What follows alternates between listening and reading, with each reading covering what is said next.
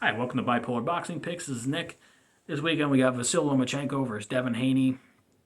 Awesome fight. All the belts on the line. True 50-50 fight, in my opinion. Just one guy's, their careers are kind of heading in opposite directions. Devin Haney was about as blue chip as you can get of a prospect. When I first saw him, I knew he was special. I absolutely love. I'm kind of a bias because my favorite heavyweight of all time is Larry Holmes, and that's the one guy people have been comparing him to. I don't know if I might have came up with it, but I'm sure other people have used it. But I call him lightweight Larry Holmes, Devin Haney, just because of that amazing jab of his, and I think it's the best punch in boxing right now. Him and Wilder's straight, I guess I'll give him, but Devin Haney's jabs is absolutely masterful, and I don't like betting against either one of these guys. So it's a very tough fight to pick. But, I mean, if you're asking me to make a pick, this is the thing here. Usually in all my videos, I will just tell you who I think's going to win. And it's usually like a gun to my head decision. So I don't take the odds in consideration. This is the one where it's so 50-50 for me that I'm just going to go with the way of the odds. I'm going to go with the underdog. I'm going to go with Lomachenko. I'm going to go by a 12-round decision. And it could even be a split decision. It's going to be tough for him to win a decision in Vegas. But I can make, I can make case for either one of these guys winning. But I just think Lomachenko is going to be extremely annoying for Devin Haney.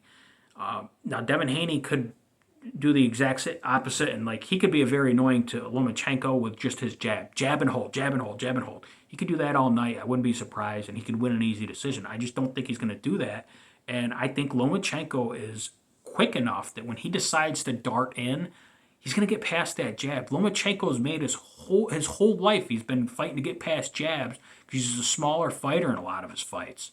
I'm not sure. I didn't watch a lot of his amateur career or whatever, but I'm assuming he was the smaller fighter a lot. It just seems like his style, he doesn't usually work himself in with a jab. But he does find a way to get inside, and a lot of that's because of his footwork. We all know how great his footwork is. So I just think that this is the style type to beat Devin Haney. I don't pick anybody else at 135 to beat Haney other than Shakur Stevenson, actually. I would pick Haney to beat Tank Davis. But that's why you can't do boxing math or anything here. The styles make fights. Like Frank Martin, I think, would give Devin Haney a very rough fight too. But a guy like Lomachenko's style, that's the style I see being able to get inside of a jab. As small as he is, I know the height difference. There's a lot of people that just saying well, Haney's just bigger and stronger and younger. That's fine. I mean, if you don't want to look at anything else in the fight and just go on that, which that might be enough to get you by in this fight. You could just say that and be like, look, I'm not digging into all this stuff. Just give me the 25-year-old against a 35-year-old. That's another thing. At this weight class, around 35, I don't like. I stop betting good fighters at 135 when they hit around 35 years old. But Lomachenko's also this isn't really his natural weight class. He should really be fighting at 130. So I don't think he's, killed his body to make weight for all these years at 135. So he's preserved his body well enough because he doesn't get into wars. He's, like I said, he's not killing himself to make weight here. He got into boxing late or into his pro career late. So he should be fine in this fight. And you can expect one of the best Lomachenkos here, in my opinion. I think he's going to go back to almost the Nicholas Walter days here.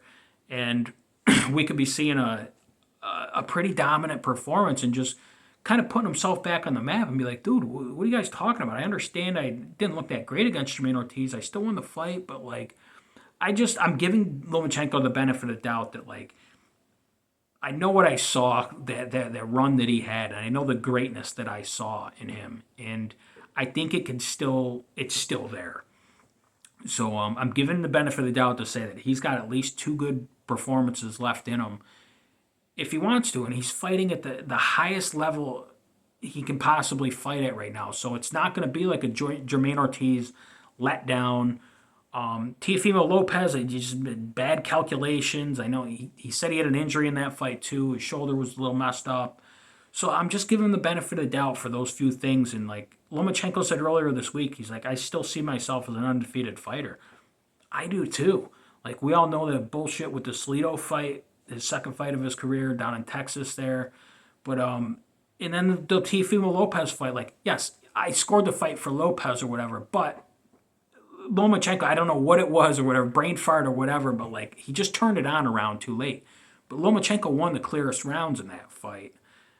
It was just he didn't do enough in those first couple rounds, but I think he's learned his lesson. You can't give away too many rounds in this sport, like because when I see a fighter doing that, especially a guy like Lomachenko who doesn't have knockout power, I'm like, what the hell are you doing? Why are you giving away rounds? Like it's one thing if you're downloading information and you're Tank Davis or Mauricio Lara.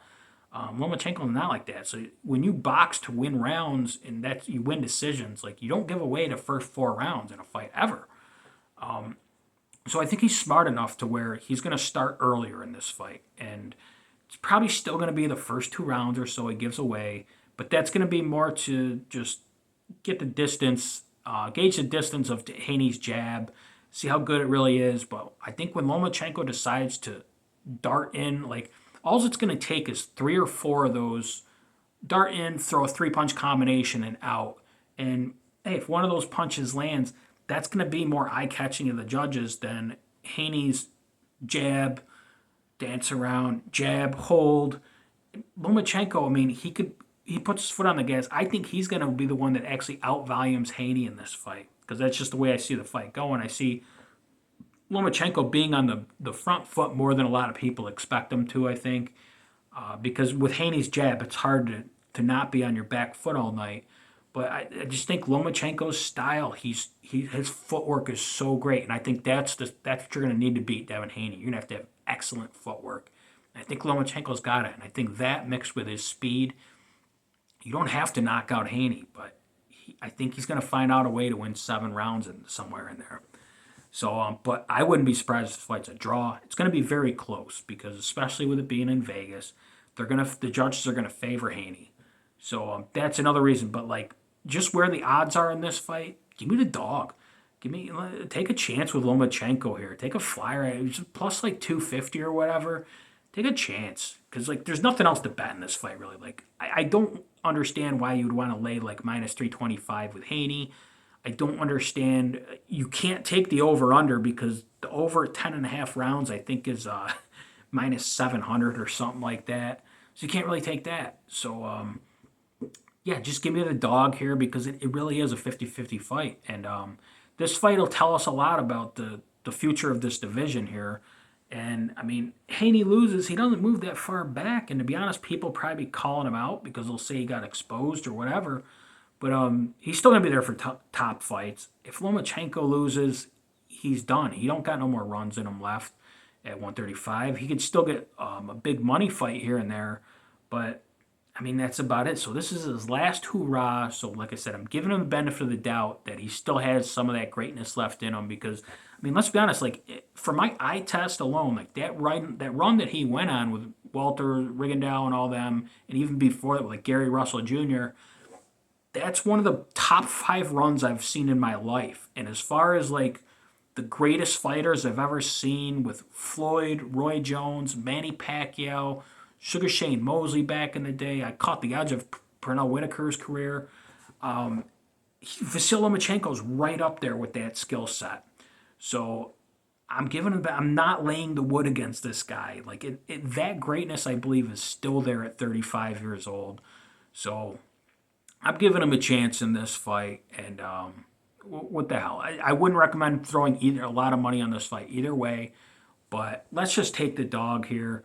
Go with a 12-round decision. It's going to be boring either way. I mean, boring to you guys, I say. I love the sweet science in the sport. This will be a very exciting for me because I like the chess match that's going to be played, and it really is a battle of styles when you talk about this. Like, Haney has an absolutely masterful jab, and can Lomachenko? This is my thing. If anybody can get inside, Lomachenko can. If he can't, I don't know if anybody can.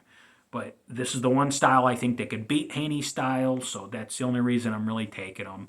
And but another great fight for boxing, and then like I said, this will set up great things for the 135-pound division. yeah, let me know who you're going to think is going to win in the bottom, and let me know who you think the best 135 pounder is in the world, because I would favor Shakur Stevenson over everybody else he fights at 135.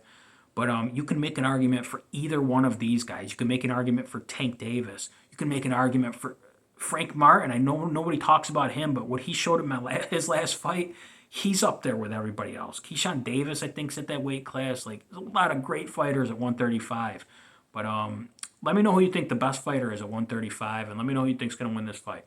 Have a good night.